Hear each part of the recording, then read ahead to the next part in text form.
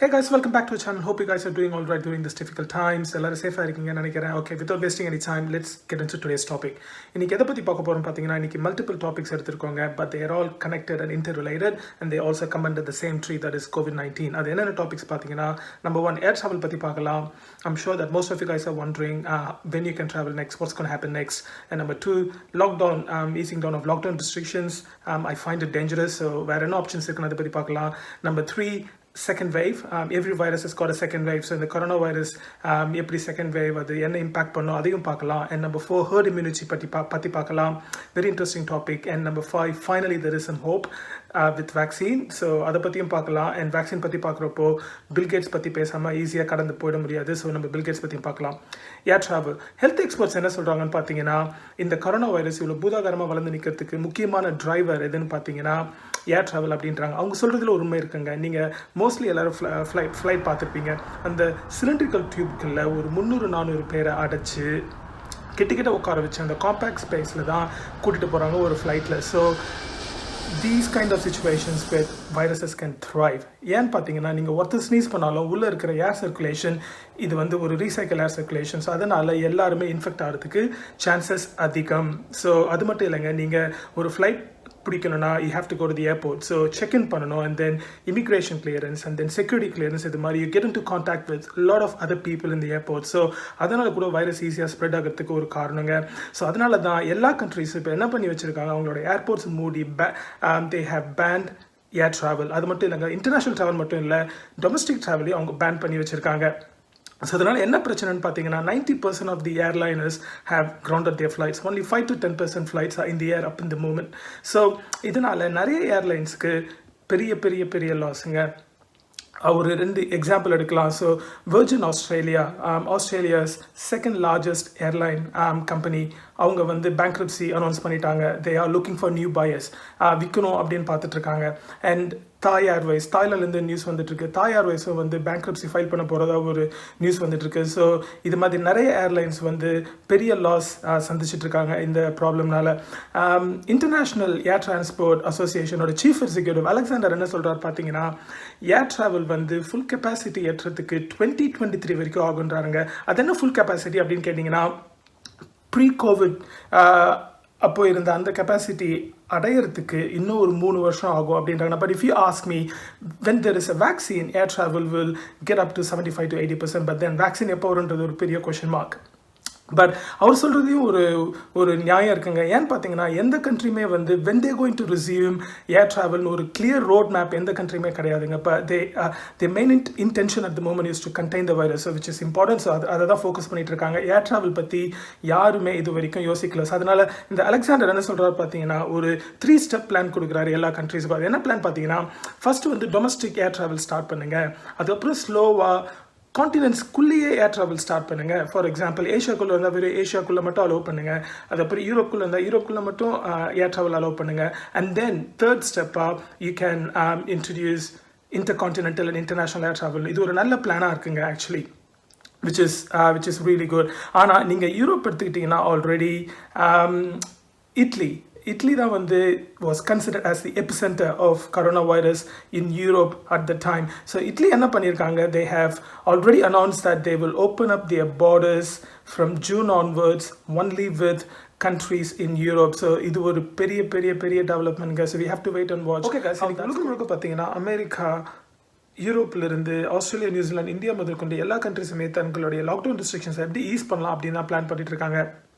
அதுக்கு முக்கியமான காரணம் என்னென்னு பார்த்தீங்கன்னா, அன்எம்ப்ளாய்மெண்ட் ரேட். இந்த எல்லா வளர்ந்த நாடுகள் அப்படின்னு சொல்கிறோம்ல, நாங்கள் ஃபர்ஸ்ட் வேர்ல்ட் கண்ட்ரி அப்படின்னு சொல்கிறோம்ல, நம்ம அது மாதிரி கண்ட்ரீஸ்லேயே யூகேலேருந்து யூரோப்லேருந்து இந்த எல்லா கண்ட்ரீஸ்லையுமே வந்து அன்எம்ப்ளாய்மெண்ட் ரேட் டபுள் டிஜிட்டில் போயிட்டுருக்கு. 10%, 12% அப்படின்னு போயிட்டுருக்கு.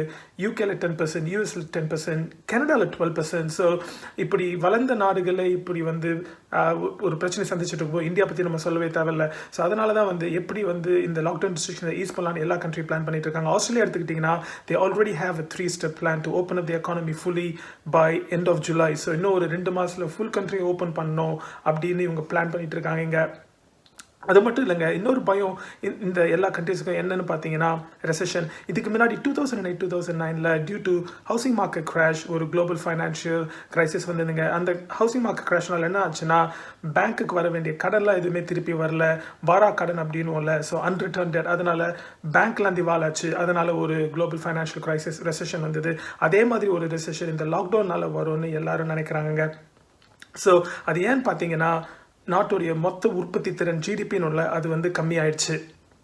ஸோ இந்தியாவிலேயும் அதுதாங்க நடந்துட்டுருக்கு. இந்தியாவில் cases are peaking at the moment, but then governments are trying to ease down restrictions in a staggered manner. So அது ஏன் பிரச்சனைன்னு பார்த்தீங்கன்னா, இந்தியாவுடைய unemployment rate plus then GDP வந்து ரொம்ப கீழே வந்துடுச்சு இந்த ஒரு 3 மாதத்தில் அப்படின்னு ஒரு நியூஸ் வந்துட்டு இருக்குங்க. ஜிடிபின்னா என்னென்னு பார்த்தீங்கன்னா, ஒரு நாட்டுடைய மொத்த உற்பத்தி திறன்.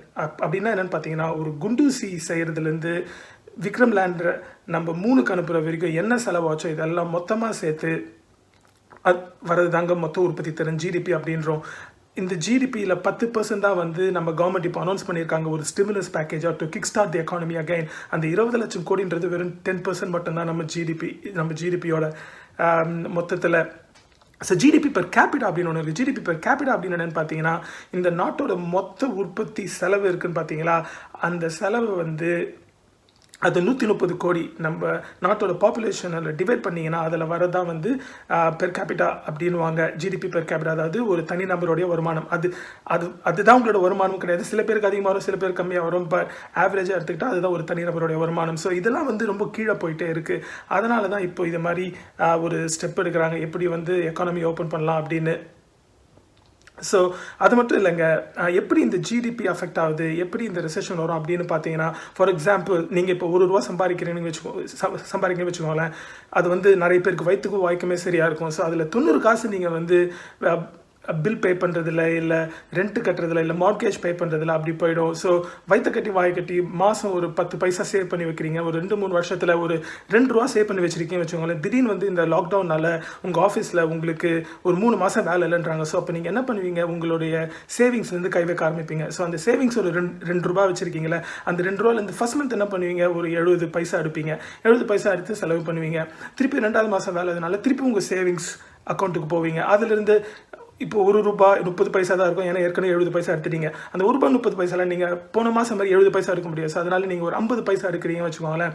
அந்த 50 பைசா எடுக்கிறப்போ நீங்கள் என்ன பண்ணணும், நீங்கள் ₹1 செலவு 90 பைசா செலவு பண்ணியிருந்தப்போ கம்பேர் பண்ணும்போது இப்போ உங்களுக்கு 50 பைசா தான் இருக்குது. ஸோ நீங்கள் தேவையில்லாத செலவெல்லாம் கம்மி பண்ணணும்.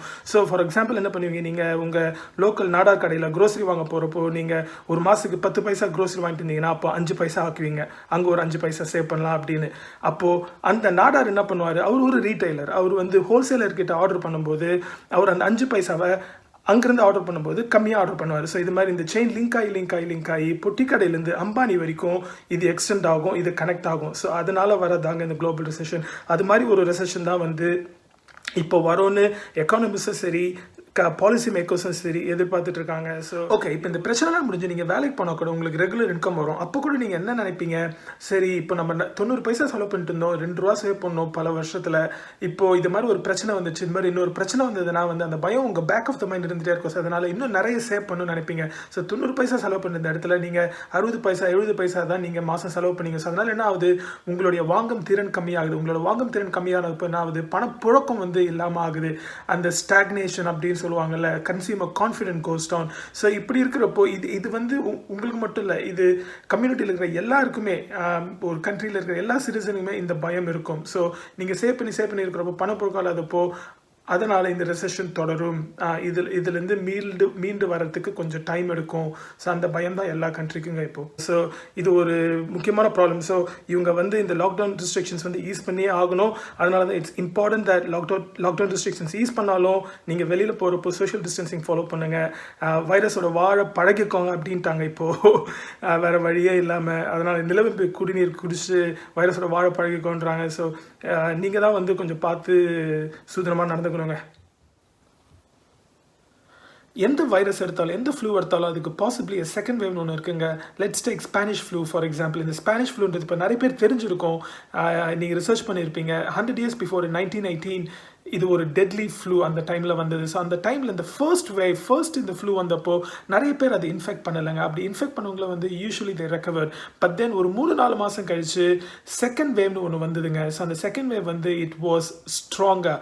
அந்த ஸ்ட்ரெயின் அப்படின்னு இட் மியூட்டேட்டட். அந்த ஃபர்ஸ்ட் டைம் அந்த வைரஸ் மியூட்டேட் ஆகி அந்த ஸ்ட்ரெயின் ஸ்ட்ராங்கர் ஆகி செகண்ட் வேவ் வந்தப்போ 500 million people got infected. அந்த 500 million people 50 million people died at the time. So அந்த டைமில் வேக்சினும் ஒரு கான்செப்ட் கிடையாதுங்க. ஸோ ஃபர்ஸ்ட் வேக்சின் கண்டுபிடிச்சது வந்து it was in 1942. So no one can do anything about this virus. என்ன ஆச்சு அந்த டைமில், அந்த வைரஸ் ஒரு 3 வருஷம் இருந்துட்டு அதுக்கப்புறம் அது காணாமல் போயிடுச்சு அந்த வைரஸ். ஸோ அது மாதிரி there is a possibility that there could be a second wave in corona virus as well. So இப்போ இருக்கிறது ஃபர்ஸ்ட் வேவ் தான். It could come back without vaccine. It could be worse. யாராலும் சொல்ல முடியாது இப்போ இருக்கிறது ஸ்ட்ராங்கஸ்ட் ஸ்ட்ரெயினா இல்லை அடுத்து வரப்போகுது வீக்கஸ்ட் ஸ்ட்ரெயினான்னு. ஸோ இந்த லாக்டவுன் ரெஸ்ட்ரிக்ஷன்ஸ்லாம் யூஸ் பண்ணாலும் நம்மளுடைய ரெஸ்பான்சிபிலிட்டி என்னென்னா வெளியில் போகிறப்போ சோஷியல் டிஸ்டன்சிங் ஃபாலோ பண்ணுங்கள். தேவையில்லாத ட்ராவல்லாம் வந்து பண்ணாதீங்க. சரி, ஓகே. இந்த ஸ்பானிஷ் ஃப்ளூ பற்றி பார்த்தோம். இந்த ஸ்பானிஷ் ஃப்ளூன்றது கம்யூனிட்டியில் ஒரு 3 years இருந்துட்டு அண்ட் தென் இட் டிஸப்பியர். ஏன்னு பார்த்தீங்கன்னா இந்த ஸ்பானிஷ் ஃப்ளூ எல்லாரும் இன்ஃபெக்ட் பண்ணி it went to an extent that it cannot infect anyone else.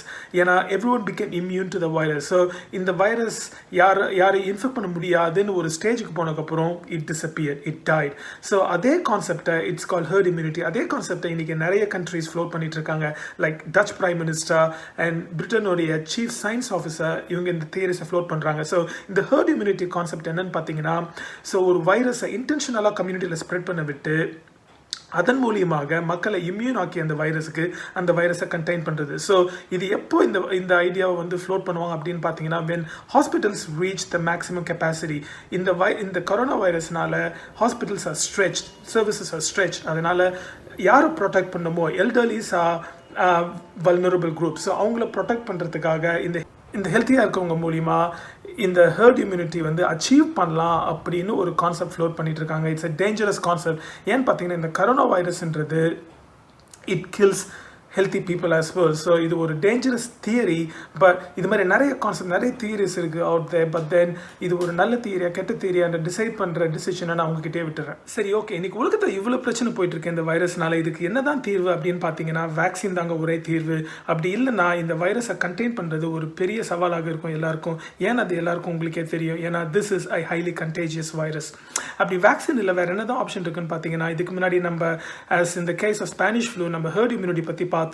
இந்த COVID-19 அது போல எல்லாரும் இன்ஃபெக்ட் பண்ணி it goes to a stage where it cannot infect anyone else and finally it disappears from the community.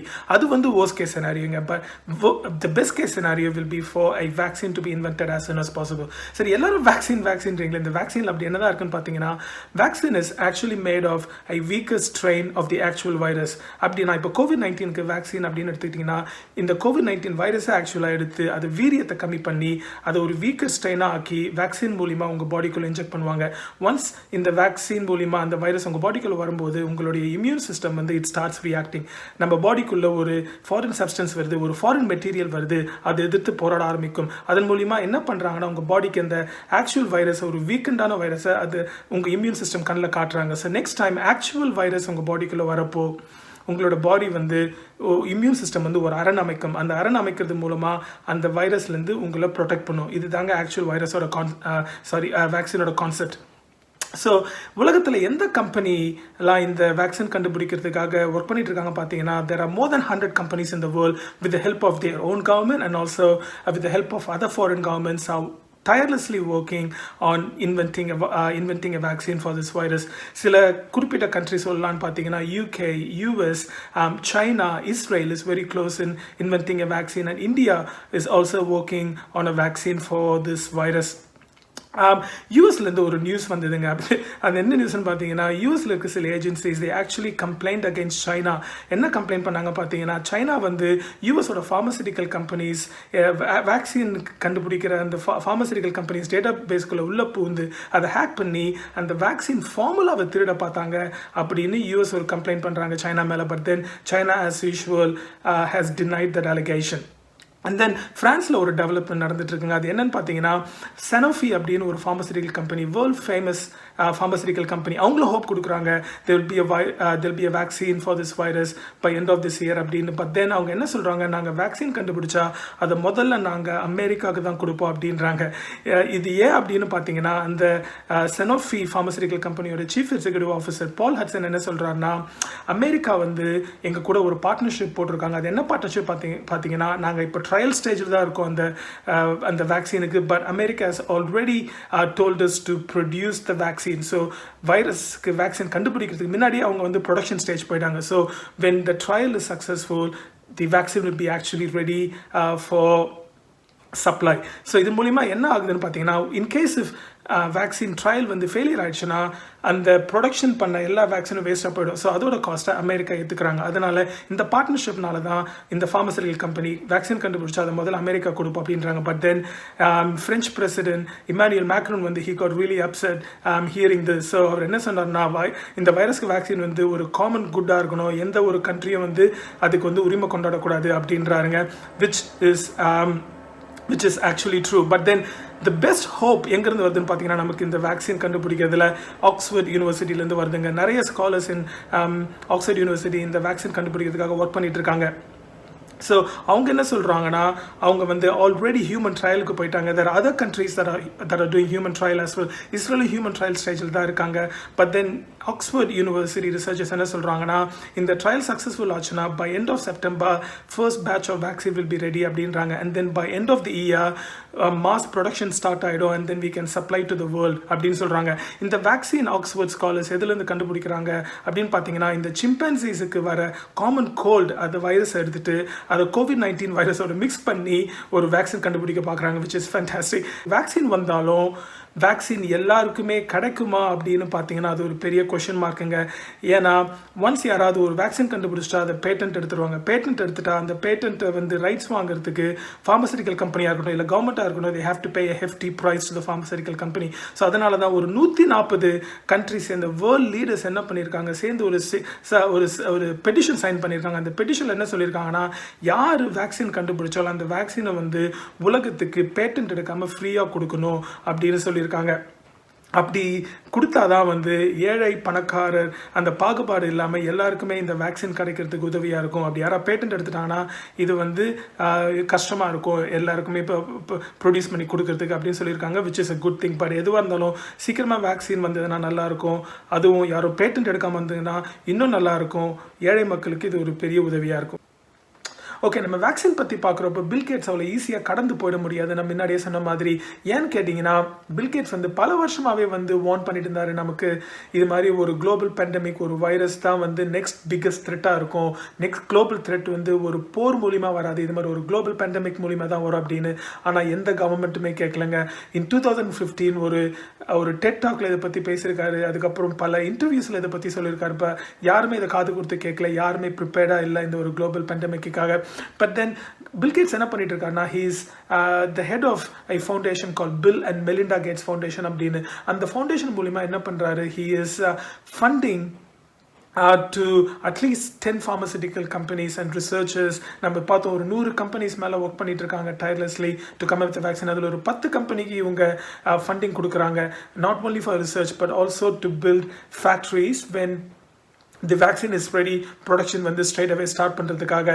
So we should thank Bill Gates for doing that. And Bill Gates also mentioned a important thing. என்ன சொல்றான்னு பார்த்தீங்கன்னா, usually வந்து இது மாதிரி vaccine கண்டுபிடிக்கிறப்போ ஒரு company இன்னொரு pharmaceutical கம்பெனியோட டைப்லாம் வச்சுக்க மாட்டாங்க. They don't share information because it could cost that company millions of dollars when an actual vaccine is invented, and then they might lose the patent rights for the vaccine. So ஆனால் இந்த விஷயத்தில் என்ன பண்ணுறாங்க, இந்த pharmaceutical companies வந்து எல்லாரும் சேர்ந்து work பண்ணுறாங்க. So it's a healthy atmosphere that these people are creating. So அதனால தான் பில் கேட்ஸ் என்ன சொல்கிறாரு, within a year, so this time next year there should be a vaccine in best case scenario அப்படின்னு சொல்கிறாருங்க. Hopefully he is right.